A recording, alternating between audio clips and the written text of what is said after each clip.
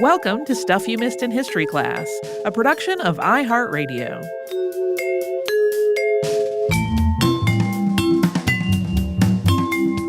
Hello and welcome to the podcast. I'm Tracy V. Wilson. And I'm Holly Fry. Before we start, we're going to go to Barcelona very soon. Yeah, just a few weeks off. Yes.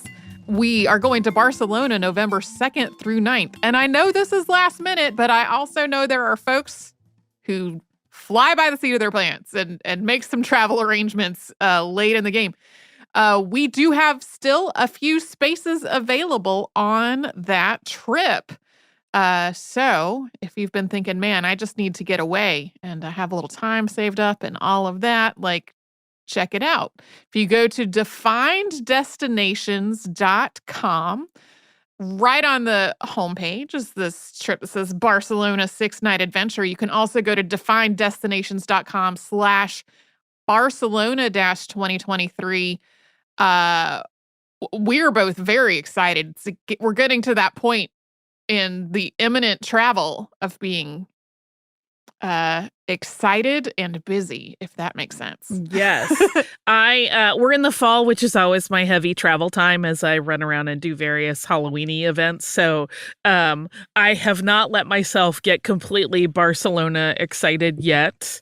Sure. Because I have other trips in between now and then. But every time I go somewhere, I end up telling someone that we're about to go, and all I hear is how much we are going to love it. And I have not been in a very long time. So if you would like to love it with us, you still can. Right. Our tour planner, Michael, who has made all these arrangements for us, has said that Spain is beautiful in November. So very much looking forward to it. We have lots of walking tours we're going to do, food tours, a flamenco show. Breakfast is included every morning. And this is the third time that we've gone on a trip with Michael, and these are kind of a nice mix of scheduled, planned things to do and also downtime or explore on your own. And so we've had a great time all three times. Yeah, I know that I will have a great time because he is very good at giving you a balance of planned things and time to just hang out and do whatever excites you the most. But rest assured, Sagrada Familia is on the list. So yes, one more time, that is at defineddestinations.com. If folks have been thinking, hey, I need to do something with this time off before the end of the year. And now we can change the subject completely to today's episode.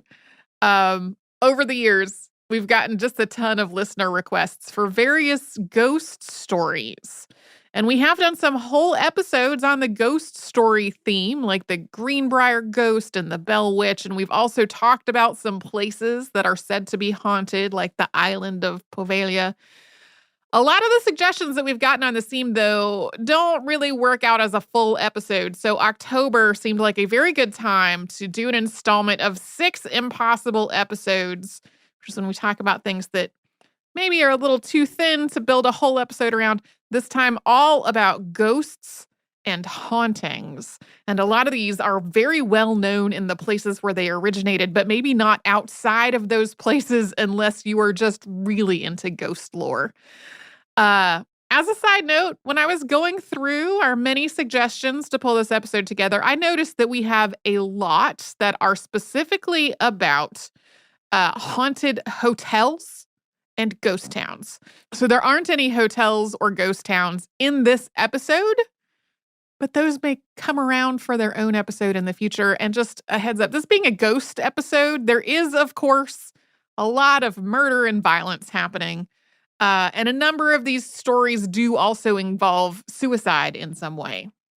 So with that, we will get started. And our first ghost is from New South Wales, Australia. This was suggested by Kay Scott. In October of 1826, a farmer named John Farley was walking home late one night, and he saw a man sitting on the railing of a bridge. As he got closer, he realized that that man was someone he recognized, a man named Fred Fisher, who had been missing for about 4 months. Farley said Fisher was surrounded in a strange light with a bloody wound on his head and that he pointed in the direction of a nearby creek before fading away. When Farley had this encounter, most people thought that Fisher was dead. He had been born in London in 1792, and then at the age of 24, he was facing a 14-year transportation to Australia after obtaining some forged banknotes. In 1822, after serving almost half of that sentence, Fisher applied for a ticket of leave, which was a document that could be granted to people who had been serving their sentence in Australia with good behavior.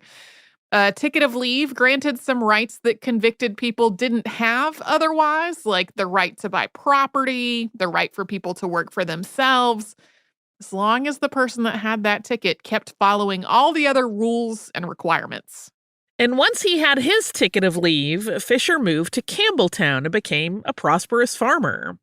Campbelltown is within the Sydney metropolitan area today, but at this time, it was really just getting started as a town.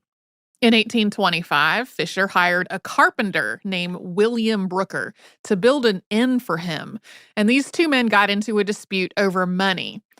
Brooker took the matter to the magistrate, who found in his favor, but it seems like he thought Fisher still owed him money. One night, Brooker barged into the inn, apparently intoxicated, and demanded to be paid. This escalated into a physical fight in which Fisher stabbed Brooker. Fisher was charged with assault, and he was worried about what would happen to his property and farms if he was convicted, especially if he wound up with a lengthy prison sentence.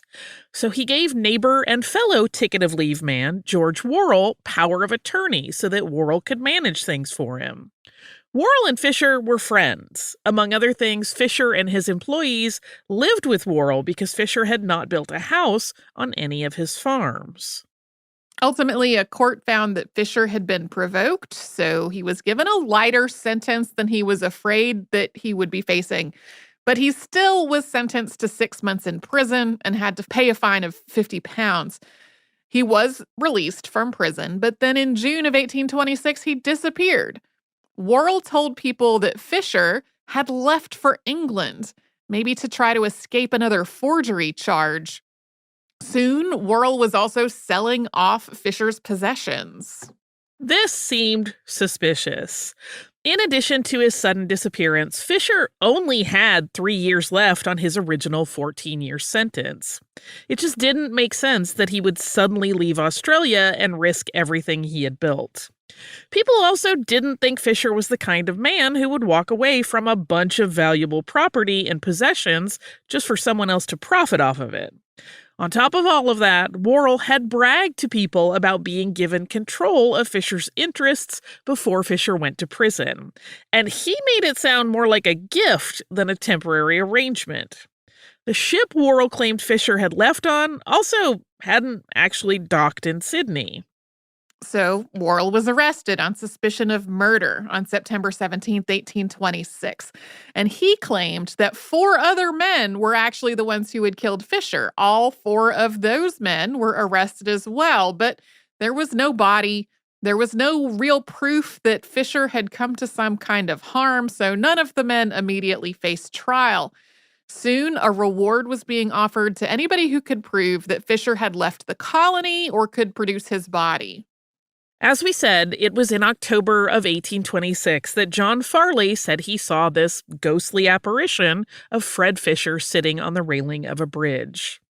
Farley ran to a nearby hotel called the Harrow and told people what he had seen. Eventually, that included the police superintendent and the local magistrate. Farley seemed really sincere and genuinely shaken about this whole experience, but it's not clear whether people entirely believed his account of this ghost encounter. Investigators did start taking a deeper look into Fisher's disappearance, though, prompted in part by a discovery that 2 boys made on October 25th. They were cutting across one of Fisher's farms and noticed bloodstains on a fence. Soon, a lock of hair and a tooth were found nearby. Police brought in an Aboriginal tracker known as Namoot Gilbert, who led them to a shallow grave containing Fred Fisher's body. It was by the creek that Farley had described the apparition pointing to earlier in October, and that is now known as Fisher's Ghost Creek. The body was too decomposed for the features to be recognizable, but the clothing was Fisher's. George Worrell was arrested and tried for murder. He was convicted on February 2nd, 1827, and then executed 3 days later. He admitted to killing Fisher, but claimed that it had been an accident. He said that he had mistaken Fisher for a horse that had gotten into the wheat crop. People did not really buy this explanation. If anything, that raises more questions. This is one of Australia's better-known ghost stories, and it went on to inspire a number of stories, plays, and poems. There are also lots of variations on the basic narrative, many of them with slightly different names and places. Today, Campbelltown, New South Wales, holds a festival of Fisher's Ghost every November. This has been an annual event since 1956. Our next ghost story is maybe more of an urban legend than a specific ghost story. It was suggested by Rachel, and it's from Japan. So according to the lore, if you go into a girl's bathroom on the 3rd floor of a school and you knock 3 times on the door of the 3rd stall and ask if Hanako-san is there, a ghostly girl may answer you. This ghost is also known as Tware no Hanako or Hanako of the toilet. Exactly what happens next in an encounter with Hanako varies a little from place to place and retelling to retelling. You might see a ghost or the ghost's bloody hand, or you might be yanked into the stall where the toilet may be a portal into hell. In some areas, you might be eaten by a 3-headed lizard. There is also some variety in exactly which stall Hanako haunts. Some sources say it is the first stall, some the last one, not the 3rd one, and some say this happens only at certain times of day, including between 1 and 3 a.m., which would of course make this an even creepier experience. Yeah, I kind of creeped myself out a little bit, imagining being in like a totally deserted middle of the night, say elementary or middle school, knocking on the bathroom stall door. There are multiple versions to explain where this ghost came from. The story seems to have appeared first in Japan after World War II, and in some stories, Hanako was playing or hiding in the school and was killed in an air raid. In others, she was murdered in the bathroom, or she took her own life because she was being relentlessly bullied.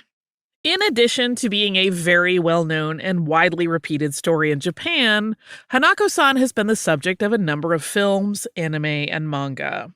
One of them, titled Toilet-Bound Hanako-kun in English, is both a manga series and an anime adaptation, and it presents Hanako as male. Yeah, I don't know enough about this series to know if there's background on why that is. But this reminds me a bit of here in the US, the saying Bloody Mary looking in the mirror in terms of like creepy ghost experiences. I like that it could be in any school. Yeah. We will take a quick sponsor break and come back with some more ghosts.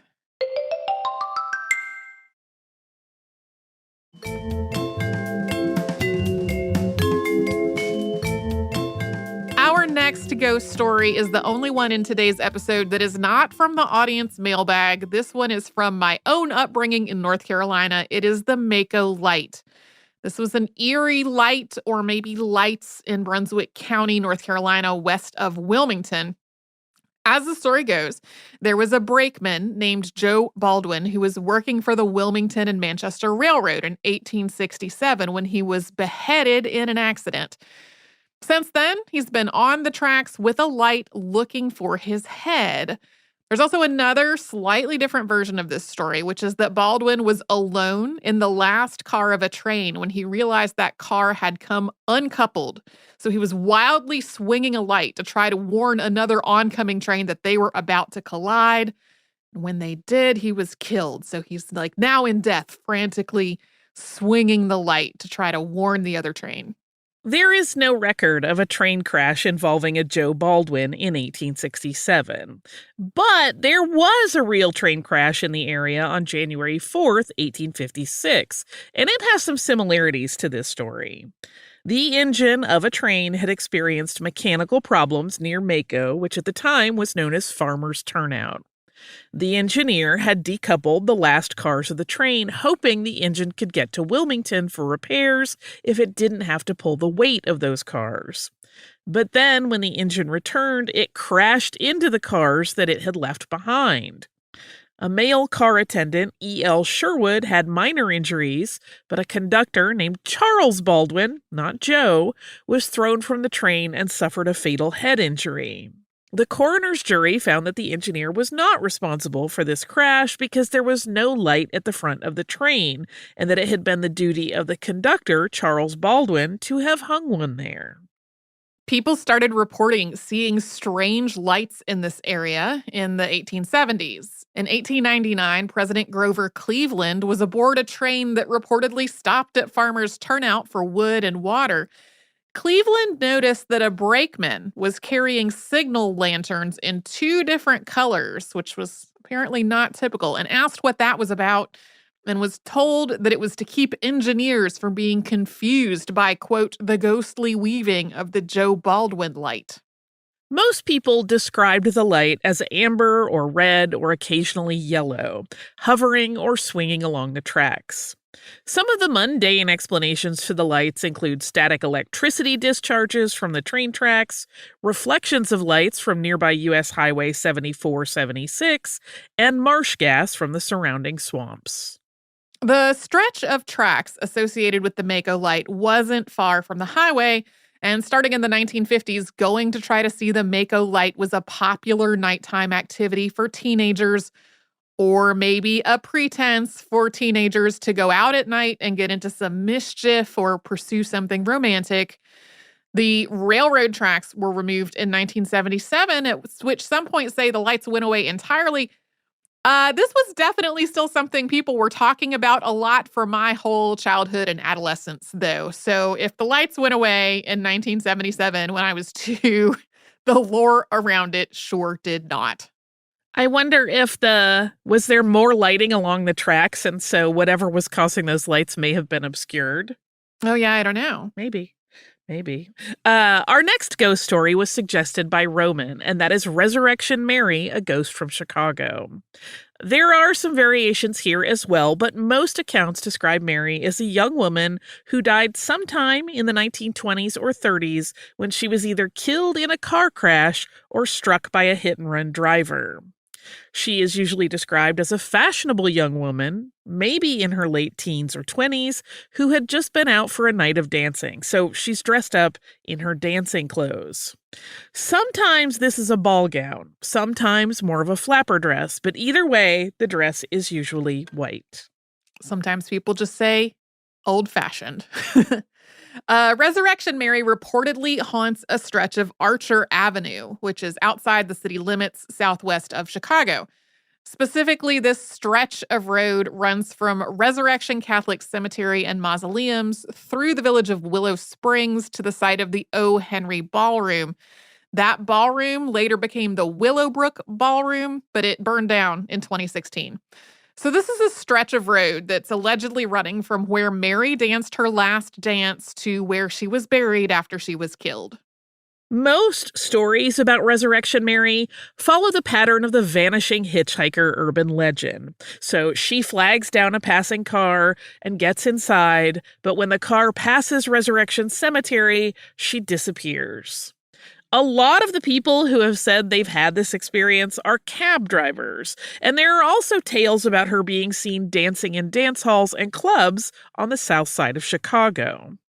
According to an episode of Unsolved Mysteries that came out in 1994, the first person to see Resurrection Mary was Jerry Paulus in 1939. Paulus spent an evening dancing with a lovely young woman named Mary, not at the O. Henry Ballroom, but at Liberty Grove Hall and Ballroom. Then at the end of the night, he offered to drive this young woman home, and she accepted his offer, but then changed her mind and asked him to drive her to Resurrection Cemetery on Archer Avenue instead. This was kind of a strange request. The cemetery wasn't really close to where she had said that she lived, and then when they got to the cemetery, Mary disappeared. The next day, Paulus went to her address that she'd given him. The woman who answered the door said that Mary was her daughter who had been dead for 5 years. According to that same episode of Unsolved Mysteries, Mary was Mary Bregovy, who was killed in a car crash in 1934, shortly before her 21st birthday. But the Chicago Tribune's reporting on this crash gives her name as Marie, not Mary, and her age as 21. According to the Tribune reports, the crash happened at the intersection of Lake Street and Wacker Drive when the driver, John Thole, ran into a support for the L train. This intersection is inside the Chicago Loop, not outside of the south side of town. It's about 16 miles away from the stretch of Archer Avenue that is associated with Resurrection Mary. So Marie's parents, Stephen and Joanna Bregovy, are buried in Resurrection Cemetery, and there are some reports that Marie was buried there as well, alongside her parents. Stephen and Joanna died in 1951 and 1945, respectively, and their graves are marked. So if Marie really is buried next to them, it's not clear why she does not have a marker. Another candidate for the real Resurrection Mary is Anna Norkus, who took Maria or Mary as a middle name because of its religious significance. She died in 1927 in a crash that killed one other person and injured 4 more. This crash site was not far from Archer Avenue, but Anna was only 12, so not the young woman Resurrection Mary is usually described as. Reportedly, her father had promised to take her to the O. Henry Ballroom for her 13th birthday, and they were on the way back when the driver had to take a detour and wound up on a road that was not well marked. He missed the end of the road and plunged into a ditch, and the vehicle overturned. According to funeral records, she was buried at St. Casimir Cemetery in Chicago. So there are some vague reports that Marie or Anna, or maybe both of them, were temporarily buried at Resurrection Cemetery due to gravedigger strikes at the cemetery where they were really supposed to be buried, and that for some reason they were never exhumed and moved to their original planned burial site. I really wasn't able to substantiate any of that. It does seem like there were some gravedigger strikes going on when Marie Bregovy died, which is not clearly substantiated. And so there are some things here that make it seem like maybe they are things people are sort of trying to line up with the Resurrection Mary story. Yeah. We will talk about 2 haunted places after a sponsor break.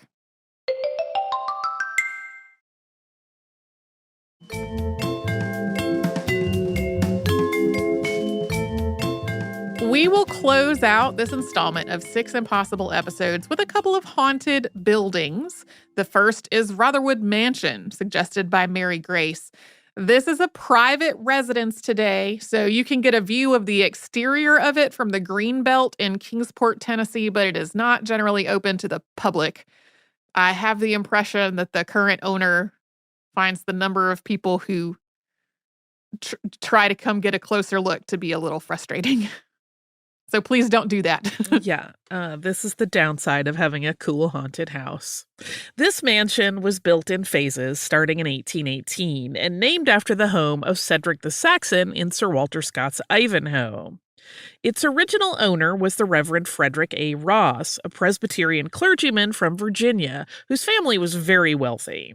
Ross inherited the land where Rotherwood was built after the death of his father. Ross was apparently a big fan of Ivanhoe. One of its main characters is a Saxon princess named Rowena, and that was also the name of Ross's daughter. The workforce at Rotherwood initially included both enslaved and indentured workers, and Ross was also an advocate for the institution of slavery. In 1857, he published a book called Slavery Ordained of God, which compiled all of his pro-slavery letters and speeches into one work that argued that, quote, slavery is of God, and to continue for the good of the slave, the good of the master, the good of the whole American family, until another and better destiny may be unfolded. So as a side note, So many relatively recent articles about Ross and Rotherwood frame him as someone who treated his enslaved workforce with benevolence and point out that he manumitted some of them during his lifetime. Okay, even if that's true, it does not offset his advocacy of slavery or his participation in it. And some of that is really cherry-picked. Like, when Ross's father died, Ross did free about 30 people, mostly people who he described as old and infirm, along with some that he freed to avoid separating families. But he also sold about 500 people who had been enslaved at his father's Oxford Ironworks as a way to deal with his late father's debts. It plays into that whole we would like to not think the worst of this person, so we're going to talk about how kind he was. Right. Slavery is never kind. Right. Full stop. So one of the ghosts most associated with Rotherwood is said to be of Ross's daughter, Rowena. According to the lore, she was engaged to be married, and her fiancé drowned in the Holston River, either on her wedding day or just before it. That river runs right by the mansion. And in this story, Rowena saw the whole thing happen. Some sources say her fiancé's body was never recovered. Others say that it was pulled out of the river at the hour that their wedding was supposed to take place. Then, in 1850, Rowena married Edward S. Temple, but he died of yellow fever in October of 1852, when their only child, Theodosia, was about 6 months old. Rowena married again, this time to Wescombe Hudgens, and one widely repeated story is that not long after their marriage, the couple came to Rotherwood for a visit, and while they were there, Rowena became deeply depressed. Eventually, she put on the dress that she was supposed to wear for her first wedding and drowned herself in the river. Rowena did die on April 5th, 1857, at the age of 32, and according to a brief autobiography written by her father, she did take her own life. But this all happened in Huntsville, Alabama, not at Rotherwood. By the time Rowena died, her father didn't even own Rotherwood anymore. He had tried to start a cotton factory, which failed, and he lost most of his wealth and had to sell the mansion. So in spite of those sort of factual discrepancies, Rotherwood is reportedly haunted by a lady in white who walks the grounds in the river, and sometimes there are also ghostly wet footprints from the river up to the back door. When Ross sold the mansion, it was to Joshua Phipps, who is described as Ross's overseer. A lot of sources paint Phipps as Ross's opposite in terms of how the enslaved workforce was treated. Like, Ross was supposedly kind while Phipps was a monster. This sort of sidesteps the fact that if Phipps worked as Ross's overseer, then Ross was employing a man who was cruel toward the same people that Ross was supposedly kind to. So there are also a lot of ghostly stories about Rotherwood that surround Joshua Phipps. Like, his daughter, Priscilla, reportedly fell in love with a man that Phipps didn't approve of. And Phipps arranged for someone to kill that man in battle during the Civil War. So that's awful. And then on top of that, he gloated to Priscilla about having orchestrated his death. She either took her own life or died of grief. And now some people say you can see her ghost at one of the front windows waiting for her beloved to come home. According to the lore, Phipps became ill in 1861 and died in a swarm of flies that appeared out of nowhere. People said this was evidence of a curse that was placed on him by the mansion's enslaved workforce. A storm blew in during his funeral, and the horses that were pulling the cart carrying his coffin started straining as though it was getting heavier and heavier. Lightning struck a nearby tree, causing it to fall across the road, so the pallbearers had to carry the casket the rest of the way to the gravesite. And a giant black dog, described as a hound of hell, burst out of the coffin as it was about to be buried. So there are lots of stories about nightmarish incidents at the mansion attributed to the ghost of Phipps and this devil dog. After Phipps's death, Rotherwood passed through a series of owners, and at some points it was vacant. It fell into deep disrepair before being purchased in the 1980s and then restored over a period of years. In a televised interview with WJHL, the current owner was described as something of a ghost skeptic. But she did say that on her first night in the house, she very loudly announced that if there were any ghosts, they could stay as long as they left her alone. I'm trying to imagine what I would do in that scenario, and it's slightly different. Um, And lastly, we have Larnac Castle, suggested by Becky. This is billed as New Zealand's only castle, and it was built in 1871 by William Larnac, something that took 200 workers and more than 3 years to complete.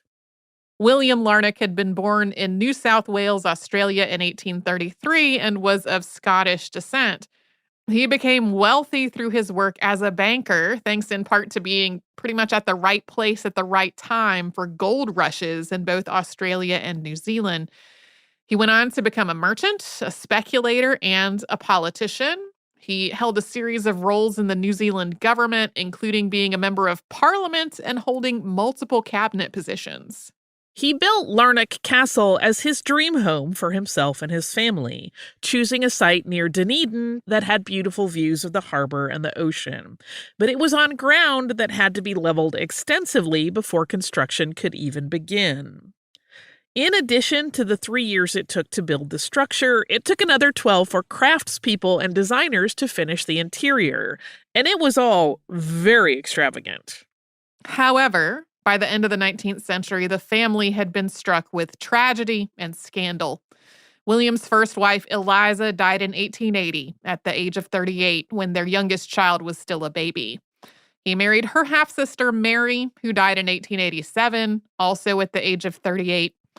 William's favorite daughter was Kate, and he added a massive ballroom to the castle as a birthday gift for her when she turned 21, but she died in 1891 at the age of about 28.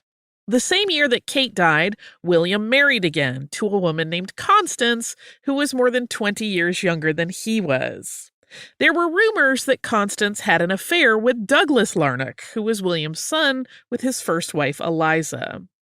William was also facing serious financial problems. He had lost money as a speculator, banks he had been in charge of collapsed, and businesses he had started had just failed. He was suspected and sometimes accused of mismanagement and malfeasance. In 1898, Larnac was serving as a member of Parliament, and he took his own life in the Parliament offices on October 12th of that year. By that point, he was financially insolvent, and he died intestate, leaving his surviving family members to just fight over what was left of the property. They sold the castle in 1906, and it became increasingly run down as it passed through a series of owners afterward. In the years after the family sold it, it was used as an asylum and as housing for soldiers, and at some points it was just vacant. Larnac Castle was purchased by Barry and Margaret Barker in 1967, and at that point it was almost in ruins. The Barkers and their family undertook a massive restoration project involving the structure and the grounds. Today, it's a historical site and a tourist attraction, and the gardens have been named a Garden of International Significance by New Zealand Gardens Trust. There are also accommodations on the grounds, but not in the castle itself. This is why this is not going to the list of haunted hotels that may be an episode later. This castle is reportedly very haunted. A New Zealand TV series called Ghost Hunt ran for one season and covered Larnac Castle as its very first episode. So in this episode, paranormal investigators visited the castle. A tour guide told them about being pushed down the stairs by an unseen force while joking about ghosts. This episode is full of strange noises, inexplicably stuck doors, strange handprints on the outside of a window, eerie-looking photos, and some jump scares as the investigators startled themselves in the dark in various ways.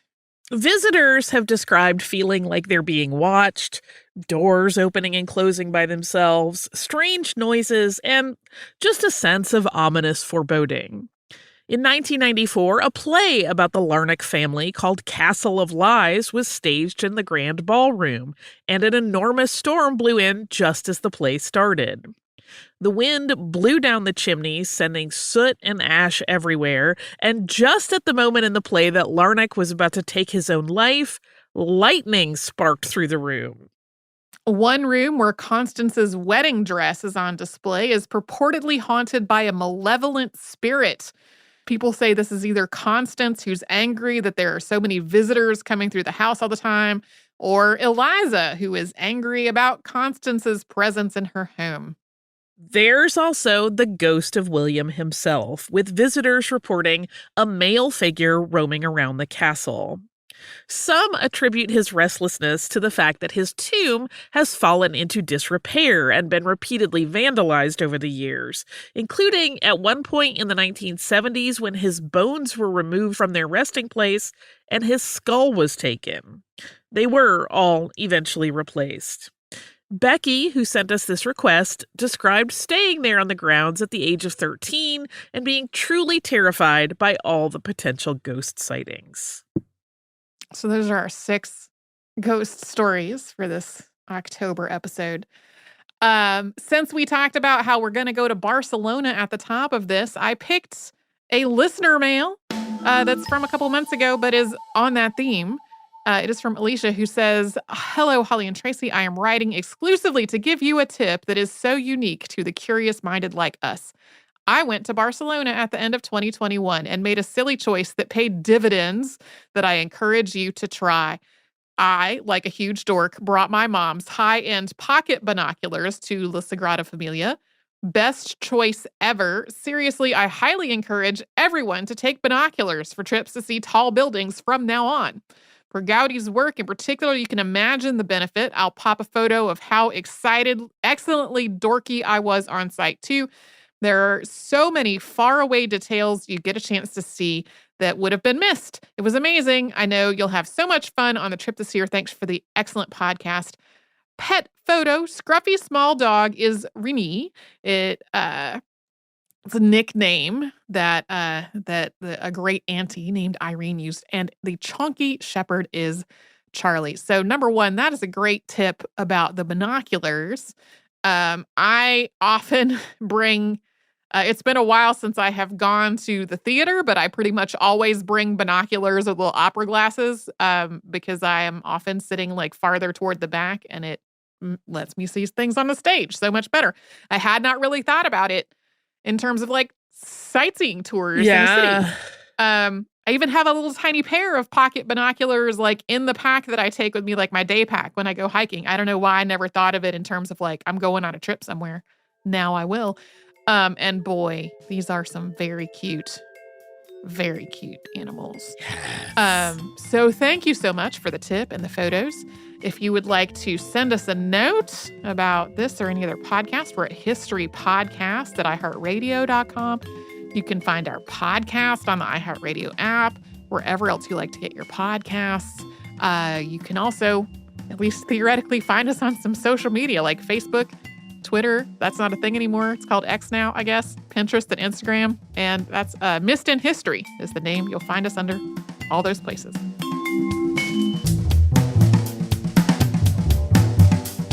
Stuff You Missed in History Class is a production of iHeartRadio. For more podcasts from iHeartRadio, visit the iHeartRadio app, Apple Podcasts, or wherever you listen to your favorite shows.